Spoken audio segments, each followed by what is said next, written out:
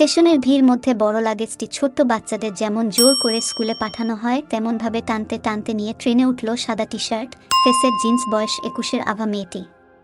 ট্রেনে উঠতেই ফর্সা আদুরে মুখের উপর ফুটে ওঠা বিন্দু বিন্দু ঘামগুলোকে এক হাতে মুছে নিয়ে বুকে হাত দিয়ে জোরে নিঃশ্বাস ছাড়ল। তারপর নিজের কেবিনের দিকে যাওয়ার সময় পকেট থেকে ফোন বের করে একটি নাম্বার ডায়াল করে কানে ধরল।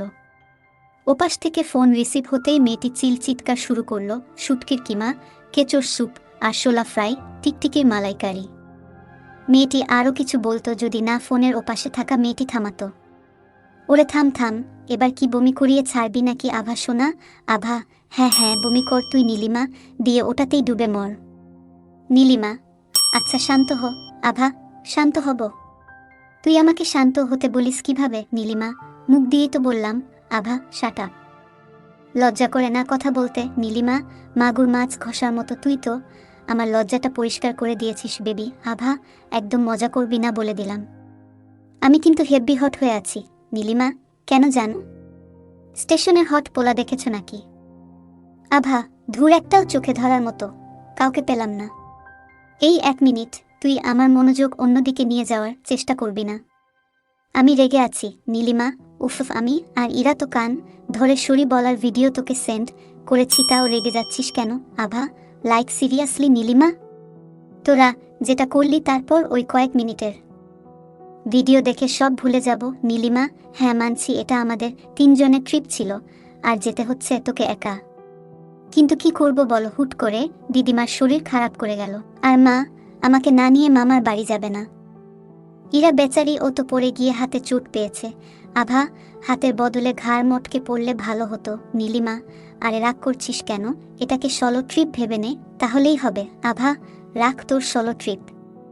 এমনিতেই বাড়িতে না জানিয়ে পালিয়ে এসেছি, তার উপর তোরাও গাদ্দারি করলি। নেহাত পাহাড় আমাকে ডাকছে, না হলে আমি কোনোদিন ও যেতাম না। নীলিমা, ন্যাকামি করিস না। নেহাত টিকিট খরচাটা তোর পকেট মানি থেকে ধসেছে তাই যাচ্ছিস। আভা, ধুর আমি তোদের মিস করছি নীলিমা। মিস ইউ টু জানো। আচ্ছা বলছি যে তুই কি নিজের সিটে বসে গেছিস? আভা, আরে না না, সেদিকেই যাচ্ছি। আমরা সবাই মিলে মজা করে যাব বলে ফার্স্ট ক্লাস কোচের টিকিট কাটলাম। এবার আমি একা একা ওই কেবিনে কি করব নীলিমা? একা তো না, ওখানে তো 4টে সিট আছে। 3টে আমাদের ছিল, একটা তো অন্যজনের। আভা, ওটাই তো চিন্তা হচ্ছে। আমি একা আছি, কি জানি সেই ব্যক্তি কেমন হবে। আভা বেশ চিন্তিত হয়ে বলল। নীলিমা, চিন্তা করিস না, কিচ্ছু হবে না। তাছাড়া বেশি বাড়াবাড়ি করলে মুখের সাথে হাতটাও চালিয়ে দিবি। আভা, আচ্ছা আমি একটু পরে ফোন করছি নীলিমা। হুম, তোর কেবিন পার্টনার কেমন পেলি জানাবি মনে করে। আভা, মাথা খাস না, রাখ। আভা ফোনটা পকেটে ভরে নিজের জন্য বরাদ্দ কেবিনের সামনে গিয়ে ঠাকুর প্রণাম করে ভিতরে ঢুকল। বড় লাগেজটার ব্যবস্থা করে ঘুরতেই হা হয়ে গেল।